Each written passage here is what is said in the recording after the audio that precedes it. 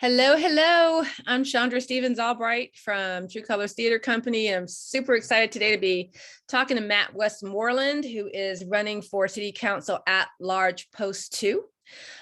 He is doing his civic duty right now. There is a council meeting that's running long. So Gretchen Butler, my counterpart from Theatrical Outfit, and I are going to entertain you, and Mia or Winston, one of her puppies, is we're going to entertain you for a couple seconds. So Gretchen, you've done a bunch of these, right? How many of these forums have you done?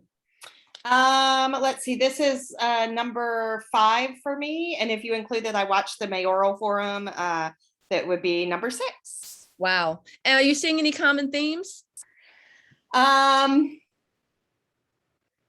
I think that, yes, I think the common themes I see are themes that actually like have existed for, they just exist in the field of the arts, which is people love the arts.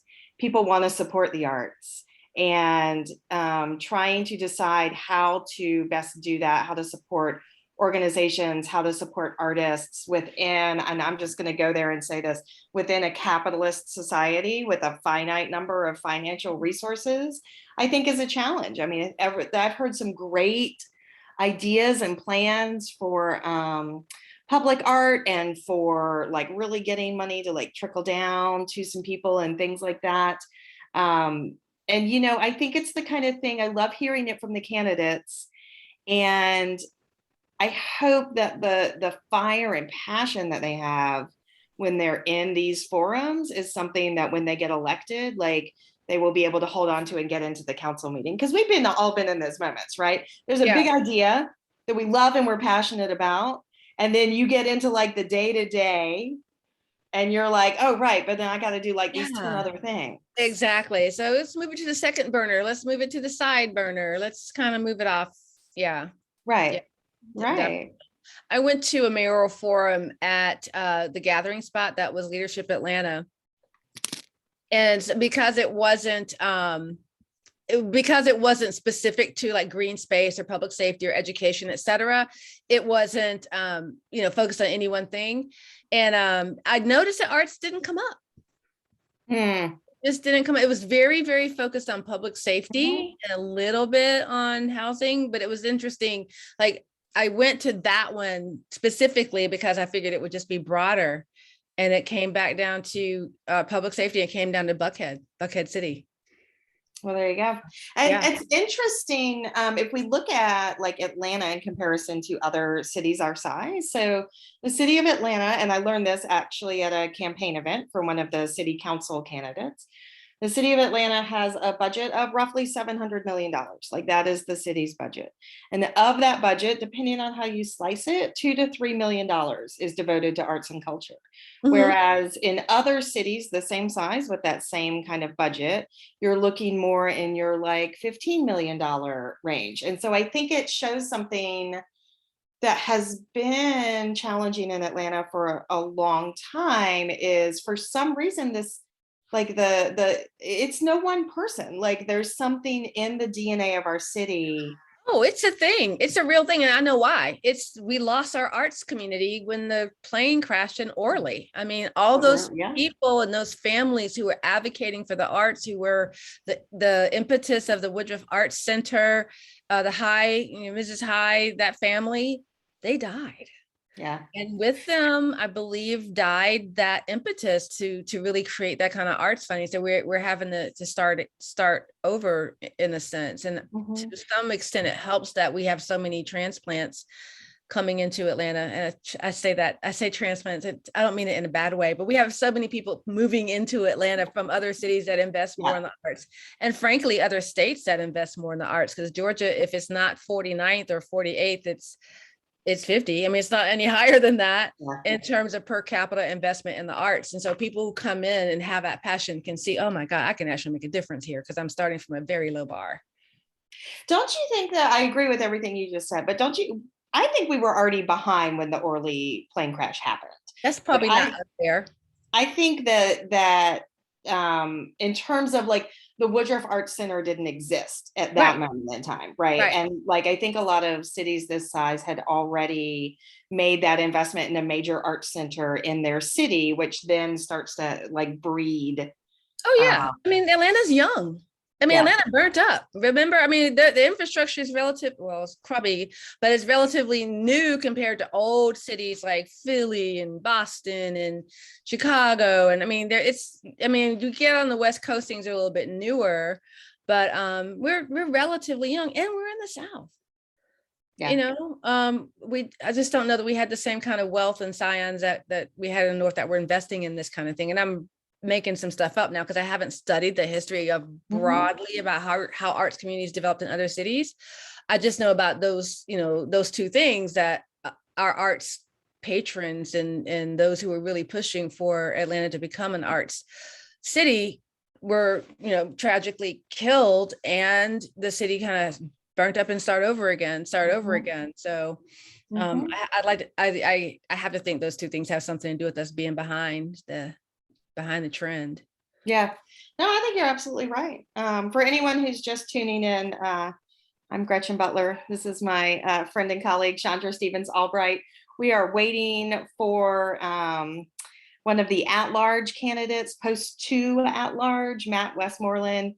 He's actually in a council committee meeting, and should be joining us in about 5 minutes or so. So in the meantime, Chandra and I were just regaling each other and you, viewer, with tales of art support in Atlanta. But I will tell you this, the forums have been interesting. It's been really interesting. And I hope that for anyone who's watching this, that you watch in your district, that you watch in some other districts as well. I think one of the things that I'm very aware of that I haven't really paid attention to for my entire life is, well, two things. Number one, how important local elections are. So the Mhm. presidential election, president of the United States, that's a hugely important. Um, but also, your school boards, your city council, like all of these people are the people that are making, having impacts on our day-to-day lives.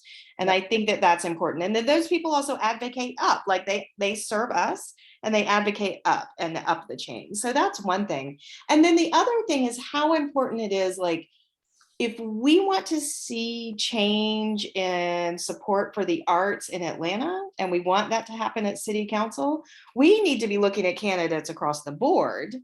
You can get one great arts candidate in, and I will point to Amir Faroki, who is the city council person for District 2, which is where my theatrical outfit sits. Amir is fantastic, and he is a great advocate, and he is an arts lover, and he is a wonderful guy. And I feel okay saying that because he's running uncontested. So yeah, I'm not like, Not hurt anybody's feelings. hopefully, I hope not. But like one person can't make the change alone. It's got to be like whatever the issues are, whatever the important things are, there have to be enough voices on the council that they can come together and say, we as a group want to change this, and Absolutely. they can support each other when they get tired. Someone Well, tell me. the last one we were on together was District 10 and 11. And one of the candidates said it takes 8 votes to get anything done. You can't do anything on city council unless you have 8 votes. And so that's the point right there. So the beautiful part of arts vote ATL doing all this is that it makes it possible for you to see what's going on in District 2 and District 6 and District 10, even if you don't live there, because there may be some things that you have in common that you can get involved in, like some of the neighborhood planning units, the NPUs. There's all kinds of ways to get involved, to your point, on influencing what happens in day to day without even being in office. So once That's you right. understand that, you can start influencing the folks in office and deciding who to get there. It can make a real difference on what happens. Are your schools going to be open after school? Are you going to have hot food outside of lunch? Correct. Um, are things going to be funded to, yeah, all that stuff is city level and Yeah. district level. Yeah. And I think it's hard. Like, I would like to acknowledge that it feels hard when there are so many in our community whose basic needs are not being met, Yeah. and when our unhoused population and our people that kids that are on free and reduced lunch at school and then go home on the weekend and don't have Great. food for the weekend. Like there's so much in our society that needs fixing, and I'm grateful to everybody who runs for office. I mean, these people that put themselves out there to be voted on and to do all these forums and to try to make some change, affect some change in Atlanta. I'm grateful that we have people like that in our city. Yeah.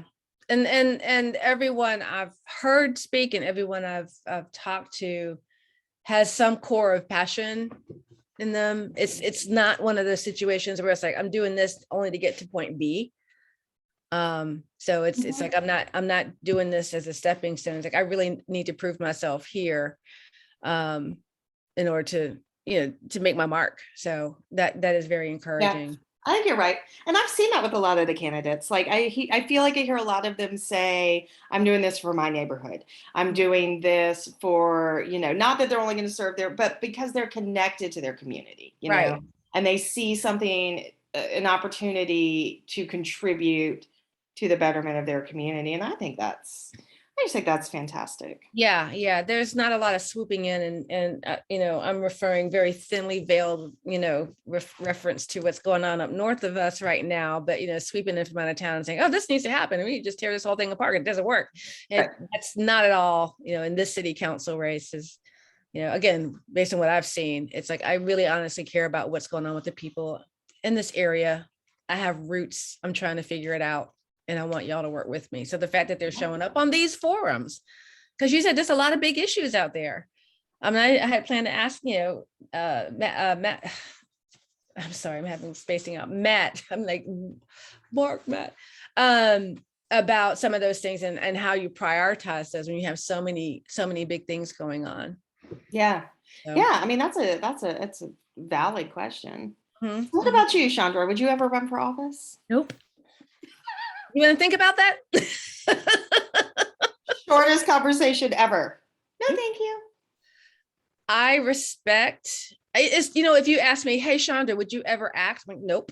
It's not like I have an aversion to public office and I don't have an aversion to acting. I just know that the skill set that it takes to do that is different than the skill set I have.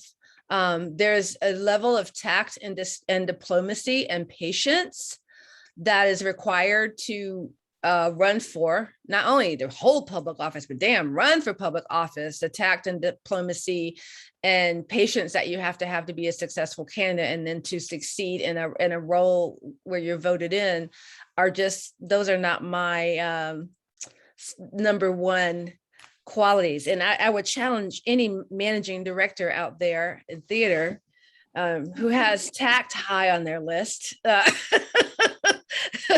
Open and in front of and behind closed doors, because when you're in politics, there's not always behind closed doors. You whatever you say anytime you say it. So it's like when we get together, we're not necessarily the most tactful people, maybe out in public, but sometimes that you have to always kind of keep in mind that you're representing way more than yourself when you say things. Yeah. And you have to always have that break on, that patience, and that I don't have that something, and I can't remember lines. So Okay, well, see, there's that. yeah. So the acting piece is just as no hesitation. Absolutely not. Absolutely not. That's always for me with so when we do curtain speeches before shows, sometimes especially on like an opening night or something, it will be me and the artistic director, right? Yeah. And so like a lot of other times it's one or the other. Right. But on special occasions it'll be the both of us. And man, these artistic folks come in, like I'll send them talking points in the afternoon and they come in like memorized and off book. And I'm there like holding a piece of paper. I'm like, oh my God. And I used to feel bad about it. I mean, why? Susan Booth gets up, she rattles off like 10,000 sponsors, and then she names all the people, and she's chill, and she's not, and I'm like, what? And then Jamil, I mean, I'm going to have this program in my hand and I'm not going to embarrass you because I have this program in my hand and I will hold it up and show the pretty pictures on the front. Right. I'm not going to try Right. to remember this stuff. You know who was brilliant at that? Tom Key, who retired in June of 2020 from Theatrical Outfit after 25 years. That man can get memorized like nobody's business. There Well, he's used an to be, actor. yeah, he's an actor. Like he used to, like he could go across the front row of the theater and ask everybody their name and then say it back to them. I'm like, I can't even get 3 people in. And I'm a people person. Like you know that about me, but I'm not like I want to learn your name, but it takes a while for it to stick Yeah. in my head. Wow. That's impressive. Yeah, tell me about it. That's impressive. I'm just going to check in again on our Okay. candidate, Matt Westmoreland. Y'all can ask us questions. I'm sure we have some good questions. Does anybody on the line? Candidate forums with Chandra and Gretchen. With Chandra and Gretchen, running for nothing, but hoping to advocate for those who do. I am sure that everybody wants to see me and Chandra talk about running theaters in Atlanta.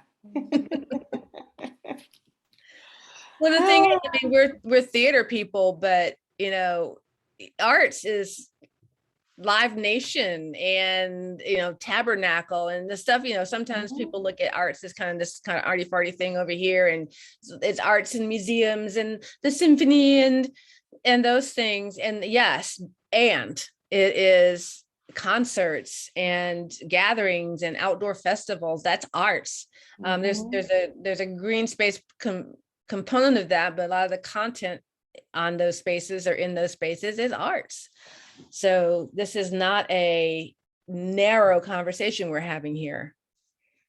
Well, and also like all the like public art, like murals and sculptures that you pass, I mean, they're all of these visual art. They're all of these installations. Like I love how every year they do an installation of something on the Beltline. Yeah. And then like, do they still do the thing where like people get to vote on what stays? Because they did that for a minute. I don't know, but I would have voted for the big old wind chimes, right? Where you go up to the parking deck for the botanical gardens. And I saw that it was taken down. I'm like, I hope they're just cleaning it off. Yeah. Love that thing. Because when it's a little bit breezy, it's like, it's really nice. So I'm not sure if you still can. The Atlanta Beltline Inc. does that art on the Beltline thing. It's really cool. And the oak leaves, I think, are permanent forever. Oak leaf installation. I spent a lot of time on the Beltline. The oak leaves are fantastic. Yes. And I mean, not for nothing, like the botanical garden, that counts as arts and culture in the city of Atlanta. Oh, yeah. We are, in many ways, I don't mean to be so down on us, like as a city, we are incredibly fortunate to have the botanical garden and to have Fernbank and to have like all of these amazing resources and green space, like the aquarium. When Bernie Marcus went to build the aquarium, people were like, don't do it. It'll never work. It'll never happen, And yeah. Look at it. It's amazing. I mean, just to see how much change has happened in the past 15 years is just nuts. And to think that, wow, we're so far behind and look what we have. What could we be if we were really at the same level as some of our counterparts in other cities? I mean, I look at Charleston and Spoleto. It's like, what? Yeah. And we do. And that's another great point. I'm glad you said that because like film festivals, we've got some great film festivals. Oh my God. Yeah. Shout out to Chris Escobedo. Got the Atlanta Film Festival. Shout out to Bronze. Yep. So many festivals. Yep. And going off and winning prizes all over the country. Starting off with the Brunslands in Atlanta Film Festival and AJFF. So so there's a lot. Yeah, to your point, we're not downing it. It's just there's so much more and understanding how it all fits in. Look who's here. Hey, man. There you go. What's up? Hey. Oh my gosh. Thanks for leaving a meeting and running over here to join our forum. Yeah, no, I'm sorry for the delay. It's okay. It's okay. So I'm going to go ahead. I'm going to officially kick us off. And then I will actually go off camera and let y'all get into the questions. So This forum is brought to you by Arts Vote ATL. And this is, I want to make sure I get the post right, post 2 at large. And so we have with us today, Matt Westmoreland. We're thankful for you being here, Matt. And your opponent, Sonia, I'm not sure how to say her last name. I want to, Russell Ofchus. Ofchus. Thank you so much. Normally I ask the candidates how to say their name, but Sonia we did not hear back from Sonia after inviting her to participate in the forum. So Matt, we're really glad you're here and appreciate your support of the arts and what I can only assume is what you know to be the importance of the arts in Atlanta. And our moderator today, Chandra Stevens Albright, she's the managing director at Kenny Leon's True Colors Theater. Prior to that, she basically single-handedly invented Coca-Cola Freestyle, which is a rumor I'm starting, but she was a part of that team. And she also lives in Midtown, works in the southern part of the city, is from District 10 or 11. I grew up in District 10, Evelynhurst Drive. There you go. There you go. And so Chandra is has a lot at stake at the arts in Atlanta. So Matt, she's going to ask you some questions, and there's not going to be really a time limit on your answers, other than we know we want to wrap up in about 20 or 25 minutes, so we don't keep you too long. But since you're here, the floor is yours, and I'm going to pop my cell phone off, and y'all enjoy. Thank you, Gretchen. Matt, it's nice to meet you. How are you today? Likewise, I'm doing well. I appreciate the invitation. I'm looking forward to the conversation. Of course. Yeah, we talked about the fact that you are doing the business. You're in a committee meeting right now. And I looked you up and I see that you're chair of the Community Development and Human Services Committee. Also, you're on Finance, Executive, and Transportation. And in thinking about those committee assignments, would you say that community development is the closest thing to being engaged with the arts? You know, I think it is. It with a mix, interestingly enough. So community development and human services oversees the city's work around housing affordability, workforce development, economic development, our planning department, Parks and Rec. I do think the arts actually kind of fits to some extent, because I think arts can be a crucial piece of building community. From a technical perspective, our Office of Cultural Affairs, when they do provide updates to council, they actually do it to our Finance Executive Committee. Okay. Which deals with, I know it's a little weird, it deals with money and then the council's relationship with the executive branch. And so the Mayor's Office of Cultural Affairs. But I definitely think there's some connectivity in at least two of our committees. Well, you're on that committee too, so you can still speak to it. So that works out really well. Yep, for sure. So one of the things we were talking about is there's a lot happening. The Arts Vote ATL has been doing a lot of these forums and talking to people all over the city.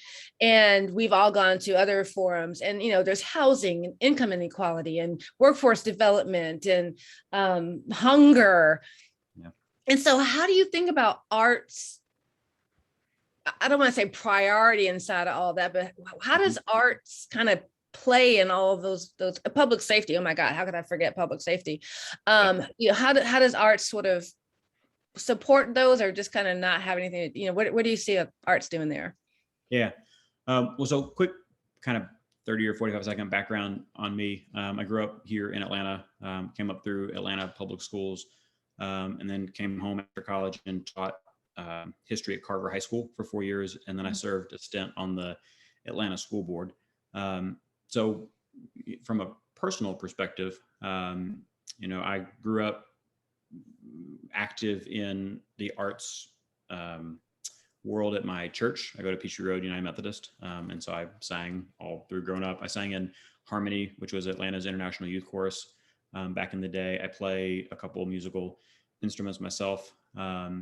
Sang in the choir at Grady. And then when I came back and was on the school board, you know, a piece of our conversations at APS was around arts education and kind of what that looked like at each of our elementary, middle, and high schools. When I got to the city, you know, it's one of those topics where it's pretty clear that the city is responsible for running a police and a fire department and picking up people's trash and recycling and paving roads and pouring new sidewalks. Arts a little bit falls into kind of a bucket, not unlike housing, right? It's nothing in the charter, the city's kind of the constitution for the city says, you have a role in housing. It's kind of a topic that we've assumed for ourselves. And whether it's passing a housing opportunity bond or Invest Atlanta giving grants or helping out with financing for affordable housing across the city, it's something that is really important to a number of us. And so I kind of put arts into that category. There's a piece of the county, Fulton County or all the counties, as it relates to kind of a, government, in the world where government is kind of officially connected to the arts, the county kind of sort of has purview.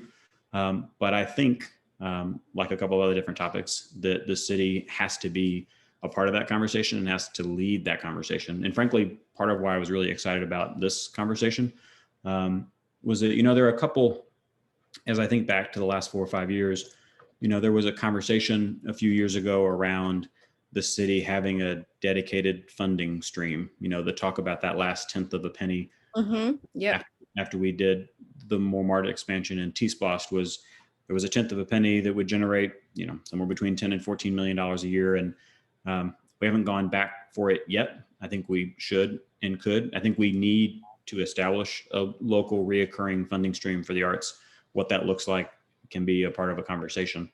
But, whether it's providing grants to artists, whether it's hosting, we do a lot of work through our Office of Cultural Affairs, whether it's the Elevate Arts program that takes place in different parts of town each year, or obviously the Jazz Fest is really well known.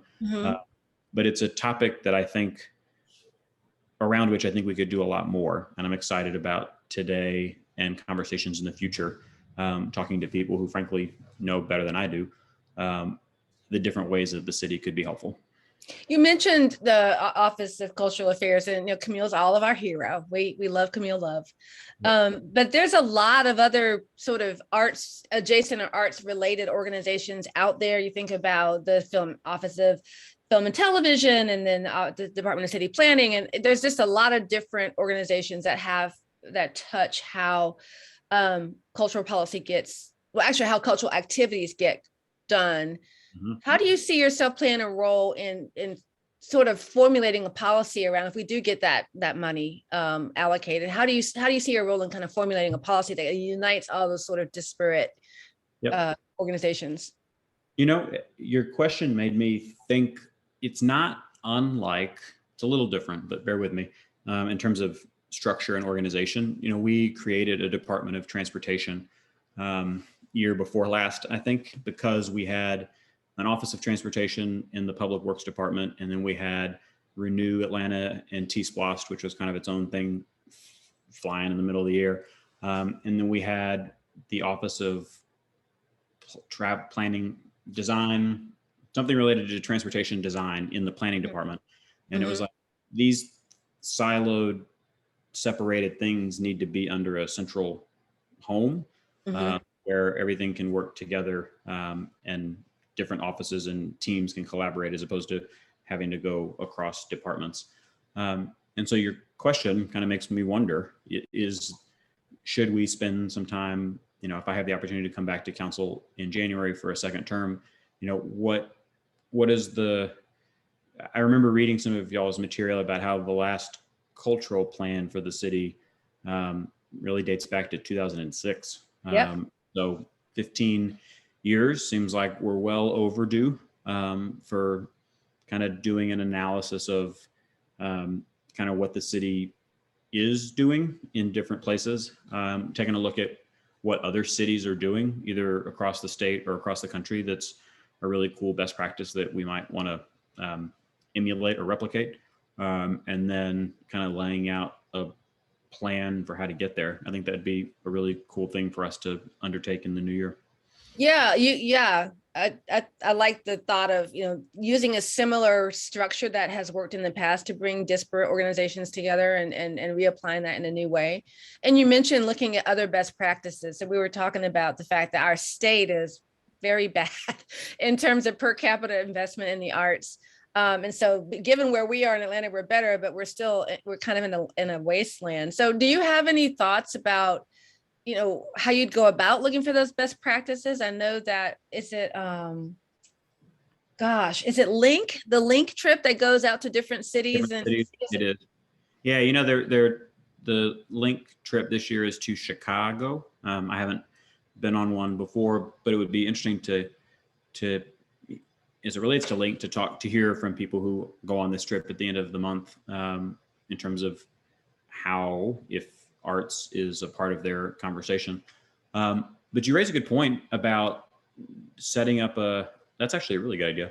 Setting up a couple, 3, 4 trips maybe, with key members of council and the mayor's office and folks from the nonprofit / philanthropic community, to go and visit other cities on the continent that have really robust kind of art scenes, but then also strong examples of how city and or county government is connected to those scenes, to figure out kind of what things could be here. I like that idea a lot. I would definitely be down to spearhead something like that.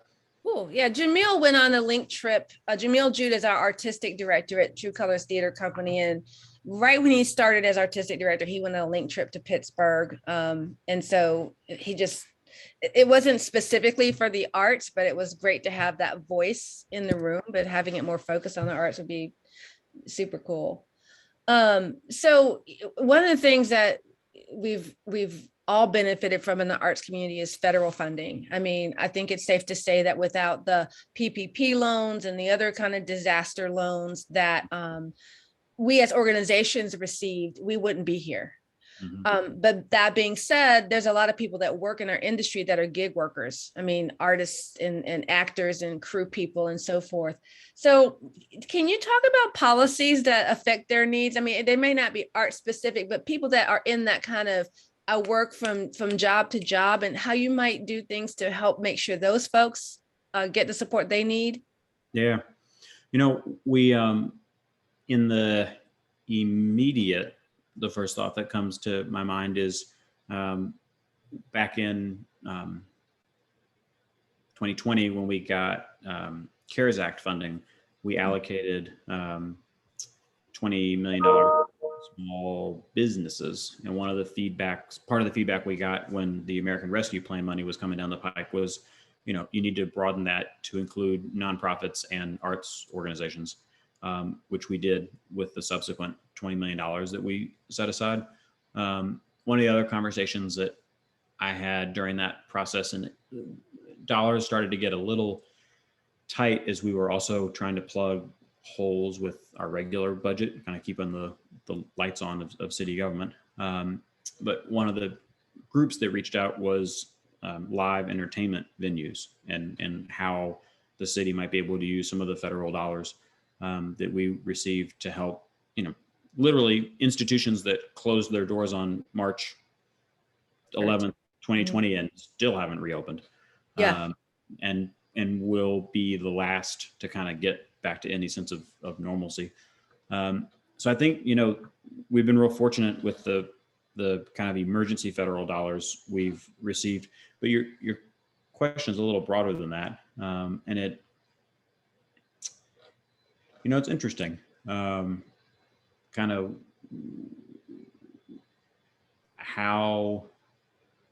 what kind of levers city government might be able to pull, or what kind of support city government might be able to provide to the thousands of folks in the broadly defined arts community, who do kind of go from gig to gig or show to show or whatnot. Yeah, and they're talented people. Good. They build things, they paint things, they sing, they remember words, they teach, so Yep. they've got skills that can be applied in other places other than on the stage. Right. Yeah.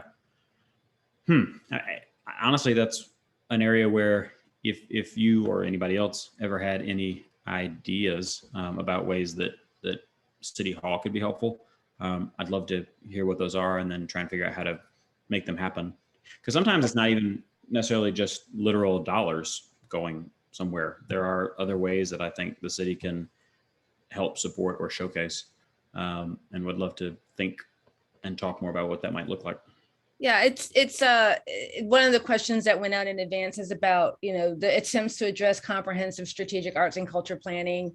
Bloomberg gave, about 45 organizations transformational grants and really helped us build our skills and things like that. But what you just said struck a chord. It's like, how does our voice get into the room when these questions are coming on? There are workforce implications that these gig workers, that we're using that term loosely, but these artists, there's workforce development opportunities that you have people that are skills ready.